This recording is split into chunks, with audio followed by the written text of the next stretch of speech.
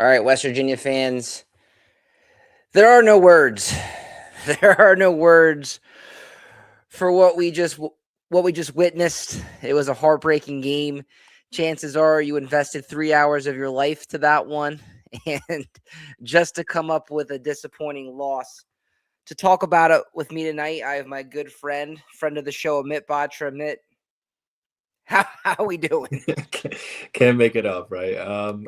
It's a tough game, no doubt. So could be better. Does this one hurt more than the Clemson loss, as far Yeah, as your feelings? definitely. I thought the way we talked about it was a must win, right? Just based on what's coming, and some of the losses that West Virginia's already experienced. So just a brutal one. Honestly, one that you should have won very easily. You're up 16. There's no real excuse other than you have to finish.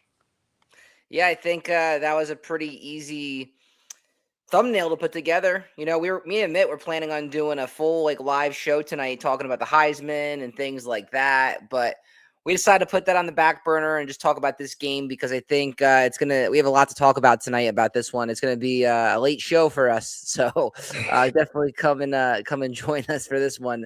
We have a lot to talk about. Before we do that, if you're a West Virginia fan, please remember to like and subscribe to JerseyEER. We really appreciate it. All right, man, let's get into the show. So let's get into Ohio State coming into this game. We'll kind of highlight what they were before and the team that we just lost to, and then we'll kind of move on. This was a big opportunity for the West Virginia Mountaineers. Ohio State came in 36th in the Ken Palm rankings. West Virginia was in the 70s coming into this game. So, Amit, was this a missed opportunity for the West Virginia Mountaineers? Yeah, 100% without a doubt. You needed a quality win, going into the Big 12 slate. You have one non-conference game left, and, some of the quality games and opportunities that you had prior, Clemson, Xavier, Wake Forest, you lost those games. Pitt, obviously, doesn't seem like they're going to be any good this year.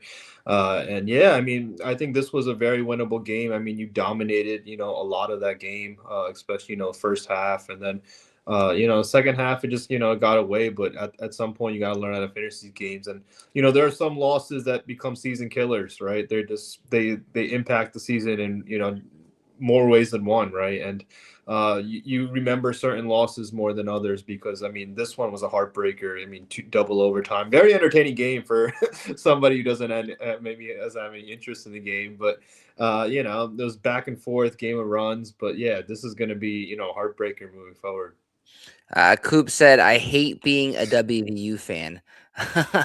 um, I think we've gone through some tough times. Coop's a young West Virginia fan. I think Coop's still in high school, actually. So he hasn't had too many things to cheer about. It will get better, Coop. I think even though we've been struggling, we've been dropping some games, you can tell that this team has potential. It's, the games that we've dropped, we've been in most of those games. We're not closing out games right now, which eventually the team will.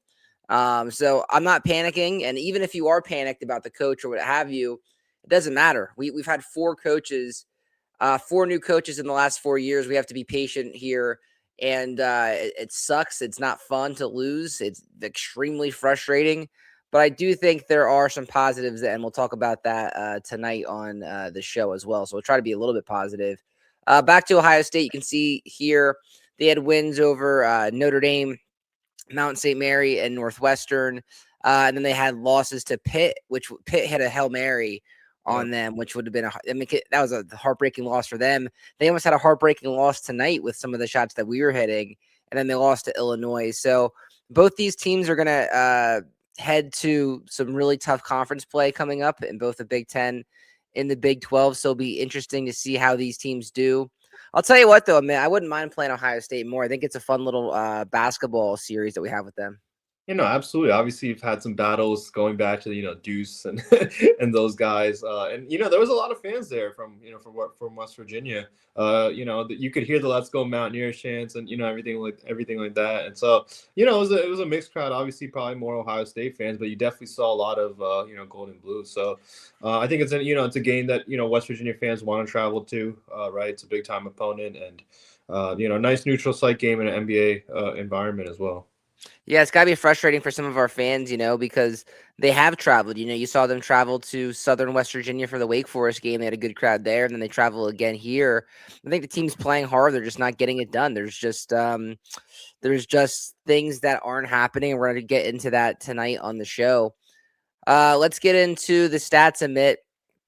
So West Virginia, they play Laureate, Floyd, and Huff all over 40 minutes.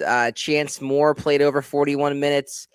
Uh, Ohio State, it didn't seem like they went to their bench hardly at all, especially late in that game. You can see Thornton had 49 minutes. Mobley played 38 minutes. Tilly, the big guy down low, had 40 minutes. Royal played 43 minutes. So obviously, when the game goes to double overtime, those minutes are going to be skewed. Amit, just by looking at the minutes and things like that, any surprises for you? I mean, I think just the way that Lorient and Floyd were playing, I'm not too surprised just because they were very effective tonight. I mean, they were a big part of the first half. I mean, they were both efficient. I don't think either one of them missed a shot in the first half actually. And Honor Huff, I mean, you need to play him a lot of minutes, especially late. When he's probably one of the only guys who's gonna get going and can create his own shot. So. I don't know if there's any two surprises from West Virginia standpoint. Obviously, Bruce Thornton is one of Ohio State's go-to players, as we saw late what he's able to do. So I don't think from a minutes perspective I was too surprised by any of these minutes. Coop said, classic ball knowledge. If you're down by more than one or tied, no shot clock, you hold the ball and shoot the winner. Yeah. Coop, I think one of the things we're going to talk about tonight on the show is West Virginia panicking during crunch time. There was a few times where we had the ball in crunch time and we turned the ball over without even getting a shot up, and we had time to kill on the clock.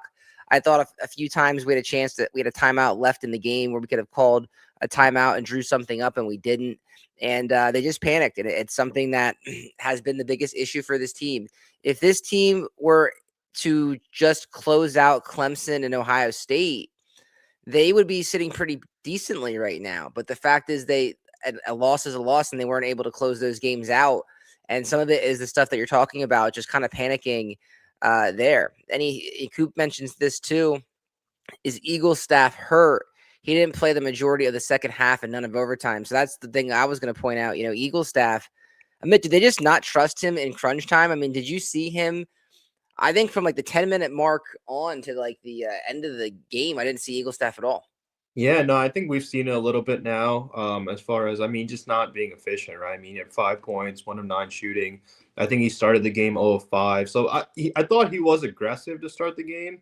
He did hit that one big three. I think that helped West Virginia get like an 11-0 run in the first half. But I mean, he just I mean, I think Chance Moore is one of those guys that they wanted, turn to, late in the second half, and when the game was getting, extremely important, right? So. Yeah, I wouldn't be shocked, honestly, if he comes off the bench moving forward, to be honest. Just the way things have kind of been going. I think Chance Moore might give you a better option if he starts, to be honest. It's a shame that DJ Thomas, has seen some limited playing time. You figured that would happen with Jackson Fields coming back, Yeah. and things like that. So, and Chance Moore. So it stinks that Thomas is only getting 4 minutes a game right Yeah. now from Yeah. tonight, because he's someone that had a lot of promise in the beginning of the year. But it seems like Hodge, that he's only going to play what, 7 to 8 guys tops, and that he's going to really have a very limited bench. All right, let's get into the team comparison stats real quick. Pretty even field goal percentage. Ohio State got 10 more shots off than West Virginia did tonight with 73 attempts. Ohio State, man, I think we were a little bit lucky to be in this game. Look at Ohio State's 3-point shooting. They were abysmal. 19% amid 4 for 21. Yeah, you would hope that West Virginia would capitalize on a night like that, right? Where Ohio State, yeah, they just weren't finding. I mean, they got a lot of points in the paint. Bynum, especially, I think he was extremely good tonight. I mean, that kid is a good freshman, and I think he was a big part of them, kind of staying in it. And then obviously they relied on some of their big time players, Mobley and Thornton, especially Thornton, like kind of late to put them back in it. But yeah, they didn't shoot the ball particularly well, but I think they did a lot of their damage in the paint and by the rim. Yeah, turnovers again. West Virginia lost the turnover battle. 15 turnovers to 10. And again, it's almost like if we're turning the ball over more than the other team with how we want to play with Ross Hodge, that's not a good sign. I felt like in the first half, and this is in your first half notes, we played with a really good pace because when teams speed us up, that's where we have issues. Yeah. So the sloppiness, especially down the stretch, was concerning. Yeah, I think, in the first half, West Virginia, like I think the announcer said, they want to play slow. That's their type of game. And, it was working, right? I mean, they were controlling the pace, they were controlling the ball. Second half, I think, Ohio State got them going a little faster. They were pressuring a little bit more and, sped them up. And, yeah, I mean, 15 turnovers is not ideal, and some of those were just careless turnovers. Like I think they stepped out of bounds. I want to say at least 3 to 4 times. The one with Honor Huff late, I mean, that was tough. But yeah, I mean, they were just careless turnovers, and it's frustrating because you see how good they can be in spurts, but you can't beat yourself, right? And that's what they were doing in certain scenarios. Yeah, it seems like too, especially late in the game. We'll talk about this a little bit later. It's just like if Huff gets it going, they're going to go to him a lot, but they Yeah, haven't really found a consistent second scorer, yeah, and that's definitely concerning moving forward. Especially when Huff is going to have nights where he's yeah. not doing that. I mean, this is why it sucks that we lost this game. It felt like we wasted like an all time performance from a guy that was just hot as a pistol. Yeah, and I think Ohio State played him pretty well. I would say in the first half, they were locking him up, and they weren't. Especially they put Bruce Thornton on him a bunch, so I think they wanted to put size on him, right? Make his life a little difficult. But I mean, he does a great job of finding his own shot and creating his own shot, and he was making some unbelievable threes in the second half and in the OTs. Credit to him. I mean, once he gets going, and he has the green light, right, to take the shots, but. Yeah, like you said, I mean, you want a couple more options. I think Belo and Floyd did enough tonight, honestly, to get the job done, which is why I think it's so frustrating because how many nights are you going to have that, right? And then I mean, Chance Moore, I think, did a great job of getting the foul line as well. He was effective there, but the problem is I think you don't have enough guys who can create their own shot, right? Honor Huff is probably one of maybe 2 guys on this team that is able to create his own shot. While the other guys might be just spot up shooters or something like that, where he's drawing the attention, he can kick it out to him, and they'll score that way. But other than that, yeah, it's tough. It was wild because Honor Huff's a 2 guard, and at the end of the game, he was taking the ball up and facilitating and just running the offense, and it was almost like just get out of my way. Yeah, He was locked in. I think the biggest thing we want to look at before we move forward, look at the points in the paint, man. yeah. West Virginia gave up 48 points in the paint. At the end of the game, we knew where the ball was going, and they couldn't stop it. Yeah, no doubt. I mean, Ohio State has some really good guards. I mean, everyone knew the ball was going to go to Bruce Thornton, but I mean, credit to him, he made a great play, and he made some great baskets. As I think he's 5th in the country in scoring. So we knew going in that he's able to get some buckets. But I think their big men really hurt us tonight. I mean, especially Bynum, getting the dunks, the putbacks and everything like that. I mean, those guys, getting what. I think he had 17. That's pretty tough. And until he had 14, so it's tough when you have their bigger guys also contributing and hurting us that way as well. Bynum, as a freshman, was super impressive. He had that one dunk. He really ignited his team tonight. I'm not sure if Ohio State gets the W tonight if it wasn't for Bynum sparking the team. He really delivered in that category and made his team believe, and that's huge as a freshman to do that. So shout out to him. He's a good player. You can tell he has promise. And would you agree that his spark is what led Ohio State's comeback tonight? Yeah, 100%. He was extremely efficient. He was able to rebound the ball. He was able to get a lot of points in the paint. I mean, look at Bruce Thornton. He was 1 for 8 from 3. So, like, a lot of that game, the first half especially, I mean, he was cold. And West Virginia did a good job on him, but a good player is going to get his when it counts, right? So, credit to him. He made some tough baskets, and he led the team when he needed to. All right, let's look at the first half notes, and then we'll look at the second half and overtime notes. We'll look at the schedule ahead. We'll put some final thoughts on this in night time. Yeah. All right, so West Virginia, we mentioned, they played at their pace. They were up by 10 points at halftime. and I think it was 10 points at halftime. Yep. And we felt really comfortable. At one point, this lead ballooned up to 15 points a minute. Yeah, I mean they controlled, the first half especially. I mean, I thought, they wanted to play slow, and I think they were effective at doing that.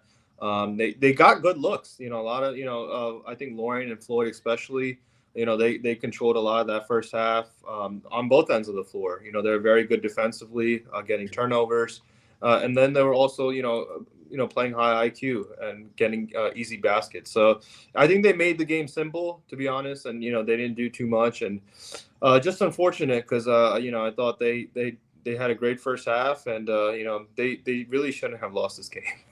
Yeah, Lorient and Floyd, that North Texas duo Yeah. really gave us a nice spark out of the gate for West Virginia, and it was really encouraging. We actually talked in the beginning of the game. You could tell that the other team's strategy was to take Honor Huff out of the game. They're going to put some longer bodies on him and make it really difficult for him. But as the game wore on, he was able to get his shots out. Admit OSU was in foul trouble a few times in this game, but West Virginia at the end just couldn't get some of these guys out of the game. Yeah, I think Mobley especially. I know we were texting. I mean, he had 4 fouls for who knows how long, but if he could have fouled out, that would have been big. But yeah, I mean, they were able. I don't know how many free throws they finished with, probably 30 something. But I mean, they were able to get to the line. I think they missed about 7 or 8. But yeah, just unfortunate. Yeah, I think 34 attempts, which is really good, right? I wonder how many of them were Chance Moore. Chance Yeah, Moore Chance really Moore got to had the at line. least 10 Let's see, plus. how many did he shoot? Chance Moore. Chance Moore had I think 12 12. free throws. Yeah, 12 free throws, and making 10. So I mean, they missed 8 collectively. But I mean, they were able to get him in foul trouble and get to the line, which was good. I think it was just tough. It's a game of runs for sure, but I mean, being up 16, you just can't lose that type of game. It's kind of wild to see Honor Huff with only 3 points in the first half, And and he banked it. Yeah. at the end, yeah, it was a huge spark. And then the second half, he had 22 points in the second half, or Yeah. not the second half, but second half plus overtime. Right. All right, I had some notes, some small ones. As we're watching. I think Chance Moore did a good job drawing fouls, as we just talked about. I think we need to get him the ball a little bit more. I think you can build the offense through him as well. Amit, what do you think about Chance Moore possibly moving forward, like being like the number two scorer? Yeah, I think he's been consistent since he's come back. Honestly, he's been that number 2 guy, and which is why I'm saying I'm curious if they consider him starting, or they like him coming off the bench. I'm not sure moving forward how they want to play that, but I think he's aggressive. I like his style of play. He's looking to get his shot. He's also looking to drive at the rim and get to the foul line. So I think he's a smart player. He plays hard. So I mean, I like what I've seen from him. Since he's been back. Just by the minutes that you saw tonight, I mean, obviously, it's pretty clear they trust him over Eagle staff, so he's going to get a lot of the time. West Virginia, that game, they were living and dying with Huff. And I mean, has that been a trend that we've seen all season, living and dying with Huff pretty much? I mean, it's almost like it's either Huff, or if he's not hitting, we're in trouble. Yeah, no, big time. I mean, in Wake Forest, I think he had like 15 or 20 threes, 3-point attempts, which is crazy. I mean, tonight, obviously, I mean, he was the closer. We needed him to be that guy. Because like I mentioned, I think he's one of the only guys on the team who's capable of getting his own shot. And when you need a bucket late, which you get in the tournament, you need one of those guys who's just going to get you a bucket, right? And he led the nation in threes last year. We know what he's able to do. And he was tremendous in the second half and the overtimes, which is really unfortunate we couldn't get this win for him. Coop said Ugo Soup didn't play. That's a good point, Coop. I just realized that. It's almost like he's like the forgotten guy. He's had some good minutes when he comes in. I'm surprised he didn't play much. It looks like West Virginia has really shortened their bench since the guys have come back from suspension and injury with Fields and Moore. So it looks like the bench is really shortening up, and that's what Ross Hodge is going to do. Again, let's talk about panic ball and crunch time. It's just, again, this team doesn't have the ability to close. If they, like I said, if they close out 2 of these games against Clemson and the Buckeyes, they're in a really good spot. I mean, why do you think it is? Why do you think that we can't close? Do you think it's because we haven't played together all year? It's the jitters, putting too much pressure. Like, what do you think it is? I think it's the West Virginia way. No, I'm kidding. But You're fitting in nicely. yeah, right. No, but I mean, it could be a mixture of all that. I mean, I think they're starting to. I mean, they had to learn to play together, and I think it's they're playing better competition now. I mean, to be honest, I mean it's you can coast through Little Rock and some of these teams, but when you're playing, the Ohio States and the Wake Forests, you're gonna sometimes these games are decided by a couple possessions. To be honest, like and and that's a great question. To be honest, I'm not sure why. Maybe they take their foot off the gas a little. I don't know. But I mean, in basketball, you have to play 40 minutes, right? It's a game of runs. That's what it's going to be. You have to battle through adversity, and they just haven't been able to do it thus far. I have a few other comments. We let them walk straight up the floor. We should have went to a full court press. Yeah, that last possession, and I think everyone in the stadium, everyone watching at TV, knew that Thornton was going to get the ball in the middle of the paint. We all knew it, and we couldn't stop him. So it's extremely frustrating when you know it's going to happen and you still can't stop it. I said 12 seconds right up the floor. They just let them. Yeah, it's frustrating. It's a frustrating loss, especially when you spend like 3 hours watching this game. Yeah. Coop said, didn't think the day could get much worse. Had to walk 3 miles home. Got stuck in ice. Then we then we lose another 15-point lead. It's a tough one, Coop. It's a tough one. Yeah. At least it's Christmas time, man. At least listen, it's not the end of the world. I know it sucks. We're invested in this team. But yeah, and it sucks. And then Kevin Varney said our team gets tired from playing so much defense but can't close. Facts. Huggins teams did it all the time. Yeah, it's just frustrating. I think we're all frustrated. Ross Hodge needed that win tonight. But I think as fans, I think we have to be just realistic and patient too. I think there's a healthy spot of that. I think last year we were a little spoiled because we had a tournament caliber team with a first year coach, and I think people just expected that with this team. I think the thing that's frustrating a bit, like I said earlier in the show, is that this team has shown potential that they could be at that level. Yeah. If they could just close out games. And it's not even just like the closing out the games. It's the panicking at the end of the games. And then it's also sometimes the offense just looks like it doesn't have much of an identity. Yeah, yeah. And I mean, there are certain scenarios where it feels like, all right, just get the ball to Huff and see what he's able to do. Like that's what it feels like sometimes. I mean, credit to Bilo, he hit that big three, in a key situation. And Honor Huff is, he made some smart plays too. He's getting his teammates. He dished it out to Fields for that layup. Like, I mean, he's capable of obviously making the smart play. As a point guard, as as he kind of should, right, at times. But when you need a bucket late, I mean, I don't know how many other guys are going to go to just, I need a bucket right now. Go get us a bucket. Yeah, I don't think anyone scares us. I don't think anyone down low scares teams, and I think that's another issue too. Like Harlan Obioa didn't. How many minutes did Harlan even play tonight?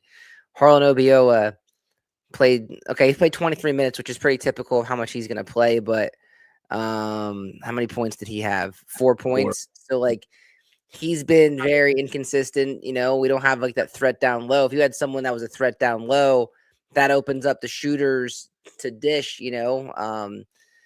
So that hurts too. Again, I think they should continue to go to Chance more. Bilo, those guys, I think those are your 2 and 3. If you were looking for some offense, that's just what I've seen. All right, last thing on this, and then we'll move forward. Amit, Thornton, man. Like I said, I texted you before the last possession. I said, Amit, they are going to go to the middle of the paint, and Thornton is going to drive, and he's going to throw it up, and he's either going to get fouled or he's going to make the shot. This time he makes the shot. I mean, how frustrating is that? Yeah, I mean, just kind of saw it coming. I actually thought he was going to hit that half-court shot at the end of the regular. I don't know. I'm just like, all right, another thing for West Virginia on the list of brutal losses. But I honestly, it looked like that shot had a chance. I was like, man, if he hits that. But yeah, I mean, he's a great player. It's just tough when he was only had 2 points in the first half. I think you live with that all day going into the game, right? I mean, when he's averaging 21 plus. So, yeah, it's just tough when you probably are happy with how you played him for a lot of that game. Kevin Varney, appreciate the comments, by the way, guys. Keep them coming. We really do appreciate the comments. That's why we do live shows, is to engage with you guys. So when you guys comment, we usually try to get to most of them or all of them. If Eagle staff gets it together, watch out. Kevin, we've been saying that for a long time. I'm concerned. I mean, he had a season high the other night versus Little Rock, but then tonight in crunch time, just nowhere to be found. He's basically like a cheerleader on the bench. How much trust do they have in him? I mean, he was what 1 for 9 tonight shooting. Yeah, I mean, and I think he started like 0 for 5. I mean, that 3-point in the corner is probably his biggest play of the game. I mean, he's trying to be aggressive. I think sometimes he does a little too much, or maybe it's just he's in his head, right? I mean, sometimes it just becomes mental when you're not seeing the ball go in the basket at time after time. So, I mean, we've seen him have some decent performances. I think he had like 20 against Xavier, but I mean, these are the big time games, right? These are the ones that are going to count a little bit more going, for the tournament, if that's, what you're striving to get to. Because I mean, the Big 12 is coming up, very quickly, and the games are going to get much, much tougher. So we need him. Kevin said, I honestly think he is going to get it going, especially in conference play. Hey, Kevin, we'll take that, man. If we definitely need him. I think that's the biggest thing, if going into the season, my expectations were that he was going to have a very large role in this team. Either the 1 or 2 scorer, to be honest, but that hasn't come to play. I don't even know how. I mean, do you know how many points he's even averaging right now? Not off the top of my head, but I mean, I'm sure it's not in double figures, because I mean, I think he's only had like 2 or 3 games, maybe tops, that have been in double figures. But I mean, if he even gets 10 tonight, right? We had 4 players finish in double figures. If he probably even gets 10, that makes a huge difference, right? Yeah, I mean, the kid can play. I mean, Yeah, yeah. the kid can definitely play. So Kevin, would it surprise me if he got it going in conference play? No, I don't. He's a baller. I mean, he didn't put up 50 points against Alabama on accident. He's a player. I'm not sure what it is with him. I'm not sure if it's just like you kind of mentioned, like just too much focus on defense. If he's just not comfortable in the system, if the change of scenery is not working for him, if the level in competition night in and night out isn't affecting him, if Hodges' system doesn't work, there's a lot of questions. I think if they knew the answers, he'd play more. They're gonna have a long layoff here, so maybe they can figure things out. But I think it comes down to just game reps and turning it on in games. And it seems like in the big games right now, he hasn't turned it on. He says, I've watched him live. He does not miss. He does not miss out of the game. Yeah, it was weird. Actually, it was just weird tonight. He barely played in the second half of the game. All right, I mean, let's talk about. We're pretty much done with the non-conference schedule at this point. I mean, we play Mississippi Valley State next Monday, so we have a long layoff here, and then after that, we have a long layoff. So, unfortunately, we're going to be having to draw up some different segments here because there's not going to be much basketball to talk about. How would you categorize or rate the non-conference schedule and how we did in the non-conference schedule? Yeah, to be honest, I'm not thrilled with it. I mean, 4 losses in the non-conference is tough going into the Big 12. Just us knowing how tough the Big 12 is, it's a gauntlet, right? I think if you even had maybe 2 or even 3, like tonight was such a big game, just to get that signature quality win in the non-conference, being that Pitt has lost to Quinnipiac and Hofstra, right? So At least we got that win. I think that's going to be like the mantra of both football and basketball season. It's like we should just get a shirt that says Mountaineer Sports. At least we beat Pitt. Yeah, and it's just frustrating because I mean, if they could just put together 40 minutes, you probably win 2 of these games, right? You just do. Like that's the And nature. Clemson didn't Clemson play BYU the other night and like went toe to toe with BYU? Absolutely. I mean, yeah, that was a great game. I watched almost all that game, and Clemson's a quality team, but I mean that was a winnable game. Honestly, that was one they could have easily won, right? That one hurts. That one hurts just as much as this one, truthfully. Totally. Because we were rolling at that point. Who knows with if you get that win, what it does for momentum and psyche of the team. Yeah. Because we were coming off of a win versus Pitt a week earlier. We just signed a big recruit, in Miles Sadler that same week, and things were heading in the right direction. And then ever since that loss, we have not beaten a power conference team, Yeah. and we've been close, but we can't finish. Yeah, no, totally. I mean, Wake Forest, you're tied at half. I mean, that game's in Charleston. That's a tough one, right? And then Xavier, I mean, they just shot the ball lights out that night. But I mean, it's just, yeah, it's frustrating because I mean, I was looking at the non-conference and I thought, it was possible you maybe have 2 losses or something like that going into the Big 12 play. That would have been ideal, honestly, for me because, like, let's face it, when you have Iowa State, Cincinnati, Kansas, Houston, and some of these teams that you're seeing. They're excellent teams. I mean, Arizona's the top team in the country, and you're gonna have probably 10+ teams in the dance this year in the Big 12. I think it's that good of a conference this year. Yeah, Kevin, I agree with you. It's 4 losses, but for the most part, they've all been pretty close. I mean, the Clemson game, especially the Clemson game, and this one for sure. Wake Forest was a little bit. We had our chances, but we're never really in control of that game. And then Yeah. same thing, Xavier. So really, we could be looking at like a 2-loss conference schedule, but at least they are closer than they are far away. Not to steal Yeah. a line from our old friend Joe Judge from the Giants. But I do think we're close. And like I said, it is what it is right now. I mean, Ross Hodge just got here. You're going to have to be patient. You're going to have to give him 3 or 4 years for this thing, because we've had 4 coaches in the last 4 years. Rome wasn't built overnight. Unfortunately, with the landscape of it, how many of the players are you going to retain going into next year? I know a lot of them are already seniors anyway. So you have some recruits coming in, but you're going to lose some guys. So be patient. He is a good coach. He has a really good winning percentage. We just had some tough losses and we couldn't close some games out. But overall, I think the future will be okay. I mean, let's talk about the future, though. We have Mississippi Valley State. Not really worried about that one. Let's talk about this conference schedule. If you look at it, Iowa State, Cincinnati, Kansas, and Houston. So you see 3 really highly ranked teams. 3 out of the first 4 games in conference play are going to be really tough. Yeah, no doubt. I mean, Iowa State obviously, destroyed Purdue the other night. Yeah, I mean, you're gonna. I was watching some of Kansas today. They have one of the best freshmen in the country. Like, it's a very talented Big 12 as always. And the league is extremely tough. I mean, there's no easy games in this league. I mean, BYU is going to be a contender this year. So yeah, it's a gauntlet every single year, and I think it's absolutely stacked this year. So yeah, it's gonna get difficult very quickly.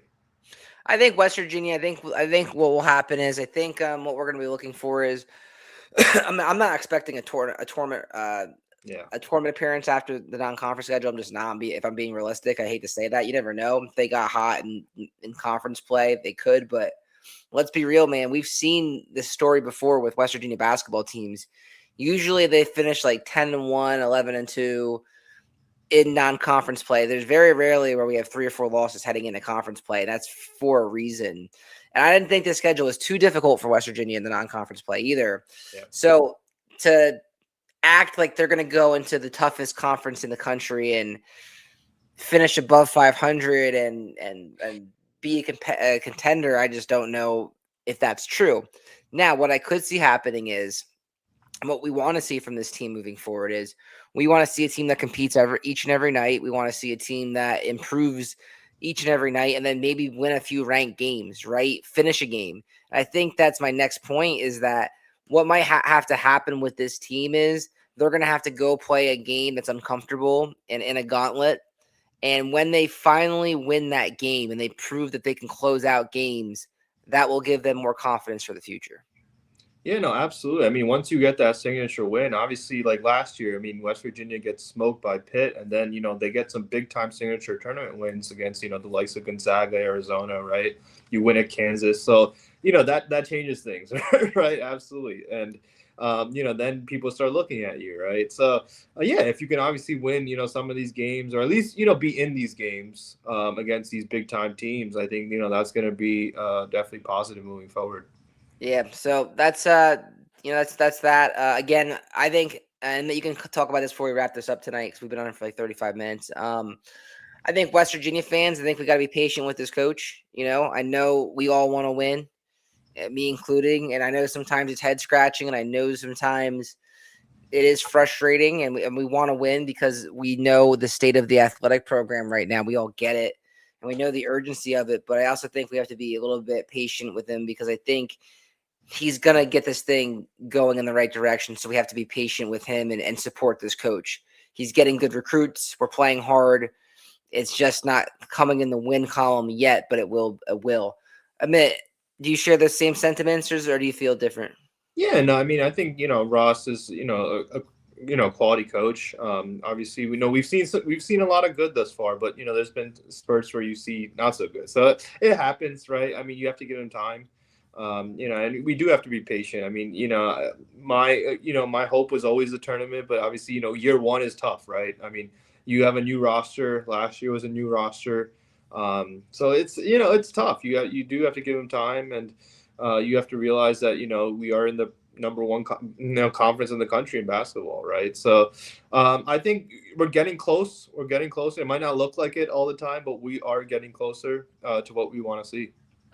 Yeah, so don't jump off any bridges tonight, people. All right, listen, Christmas time's coming. It's the holiday time. It's time to be joyous. All right, so flush it. Hopefully you guys enjoyed spending the night with us. I like these shows, and I like coming on here. And after the 36 minutes or 40 minutes that we talk, I feel better about, and I can go to bed after. So it's good. It's healthy. It's a healthy That's place to right. be for Mountaineer fans, and You have to cope. You have to talk about it. yeah. Who else am I gonna talk to? My wife about this? My pregnant wife right now upstairs with my two kids, and just talk to her about why West Virginia can't close. Yeah. She's With gonna that be like, said, we have seen some pretty crazy games. I mean, we were talking the other day, like, oh, the Gonzaga game where like Javon Carter couldn't get a shot off. And, like, we have seen some brutal games now. Like that. I mean, we should do a top 10 or something. but but right yeah, around Christmas time. That way we give everyone depression. yeah, right. Maybe we'll do it after Christmas is over. Exactly. Right in January when it's like the dead of winter. Yeah, You know yeah, how it is like in the winter time. yeah, Like yeah, yeah, like the Christmas is exciting, and then you get hit that reality after New Year's. You're like, wait, yeah, the yeah, next 3 months are gonna suck. yeah, yeah. No, No, I mean, me and Mitt, we have some fun things, fun segments planned up. We're gonna have some downtime now from talking about games a little bit. So, we were gonna talk about the Heisman tonight. We were gonna talk about biggest West Virginia award snubs because there's a few of them, and we're gonna have fun. But after that game, I felt like it wasn't appropriate. I felt like we had to really digest this game and talk about it, and we did. And I'm glad we did. And who knows? Maybe we'll try to get some new guests on too. Admit, yeah, maybe we'll send some texts out. yep. See who else wants to come onto the show. If you guys have any ideas for segments, let us know too. We're open as we grow this channel. Amit, any last words before we part ways? No, I mean, obviously a tough one tonight. Probably a winnable one, but like we talked about, there's some good too, right? I mean, we've seen some good things. Honor Huff is, obviously continues to get better and better, and nothing surprises me anymore watching him play. So yeah, I think we're getting close. It might not always look like it, but we are getting much closer to what we want to see on the court. Yeah, Honor Huff. I feel like West Virginia over the last few years, we've had some players that have had really special individual seasons. You go back to like Eric Stevenson, Deuce McBride, Javon Carter. I really like Sean McNeil. I was ashamed that he actually transferred to Ohio State. I really liked Yeah. him. Yep. Javon Small, Yep. Tucker DeFree. Oh man, they lost again tonight. Did they really? Yeah, I they didn't even lost. see They that. lost to Kentucky, and Charles Barkley and Dick Vitale were calling that game. That's like, I'm glad you're locked in. I was on the Polar Express tonight, so I had to take the kids. yeah, It worked out perfectly though because we got home. I missed like maybe 1 minute of the game. I listened to it on the radio with Tony Caridi. So yeah, I didn't get a chance to watch that, but yeah, Tucker DeVries, one of the favorite Mountaineers of all time. Yeah, yeah. But we've had some. Just thinking about it, man, we've had some really good shooters. Like, I mean, Honor Huff is probably getting up there on that list. But like, we gotta do that. We gotta do that draft. That's gonna come up. Yeah. In 2 weeks, we'll do it when Yeah. I'm off from school. We'll get that done. Yeah. All right, guys, we appreciate you. We went for 40 minutes. I feel better. Amit feels better. Don't be down in the dumps. It's Christmas time. All right. So from JerseyEER, we appreciate you guys. Hey, tomorrow, before we get off here, watch West Virginia wrestling tomorrow. They wrestle Oklahoma State tomorrow. Not favored in this match. I don't think they're going to win the dual meet, but at 157, Ty Waters for West Virginia is ranked number 1 in the country. He's going against the Rabadeo kid, who's ranked number 2 in the country tomorrow. And then Schickenberger at 125. He has it's a rematch of the Big 12 championship bout at 125 last year. Anytime these two meet, there's fireworks, there's like trash talking, and there's like crazy celebrations and stuff. So it's going to be a really entertaining match tomorrow at the Coliseum at 2:00. So I have my nephew's birthday party. I'll probably be watching it on my phone, sneaking that in. And then I'll talk some West Virginia wrestling and recap the weekend. It was a brutal weekend for them too. Admit they lost to UNC, didn't show up. Tough. I'll have to get some into some West Virginia wrestling. All right, man. A little bit. I did a little wrestling for the DA back in the day. Mike Morales. Yeah. Zeke Moisey went on a run. Zeke Moisey went. He was a national finalist his freshman year. He beat some really good kids. So yeah, they had some decent wrestlers when we were there. But now I think now they're even better. They have they're really starting to gain traction. They have some really decent kids, including Waters and Schickenberger and Conley. So they're tough. Hopefully they can rebound and put a better performance up tomorrow at home. I think they're wearing the Coal Rush singlets, which will be cool. So yeah, it'll be fun. We'll have to do some more stuff. All right, Amit, I will talk to you as soon as we get off the air. And everyone else, good night. Go Mountaineers and cheer up.